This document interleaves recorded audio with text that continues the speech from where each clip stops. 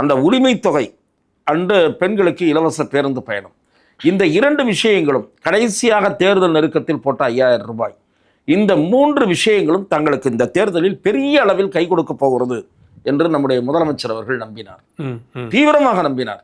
ஆனால் அந்த நம்பிக்கையை ஊட்டிய சிலர் இன்னொரு பக்கம் இந்த ஆன்டி இன்கம்பன்சிக்கான காரணங்கள் இருப்பதை பற்றி முதலமைச்சர் கவனத்திற்கே கொண்டு செல்லவில்லை. அதிகாரிகளை சொல்றீங்களா? குறிப்பிட்ட சில அதிகாரிகள், ஒரு IAS அதிகாரி, ஒரு IPS அதிகாரி, ஸ்கிரிப்ட் எழுதுகிற முன்னாள் பத்திரிகையாளர் ஒருவர், இப்படிப்பட்ட சிலர் முதலமைச்சரை தவறாக வழி நடத்தினார்கள். அதே போல 2 IPS அதிகாரிகள், ஒருவர் ADGP லெவலில் இருந்தவர், இன்னொருவர் IG இன்ட் என்று நான் கேள்விப்படுகிறேன்.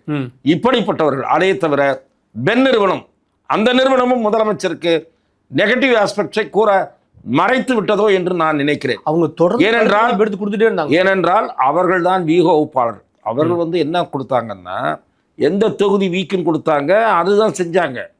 நான் சொல்றது ஆட்சிக்கு எதிரான சார். நான் கேள்விப்பட்டேன் சார், 2 நாளாக நான் விசாரிச்சுட்டு இருக்கேன். முதலமைச்சரை சுற்றி ஒரு கொட்டேரி இருந்திருக்கிறது. அவர்கள் மிக கவனமாக நெகட்டிவ் நியூஸ் சொல்லக்கூடியவர்களை நெருங்கவே விடுவதில்லை என்று நான் ஃபேக்ட் சொல்ல விடுறதில்லை. அவரை திருப்திப்படுத்துகிற செய்திகளை அவர் காதில் விழ வேண்டும் என்று ஒரு கும்பல் நினைத்தது. அந்த கும்பலுக்கு இவர் பலியானதுதான் சோகம்.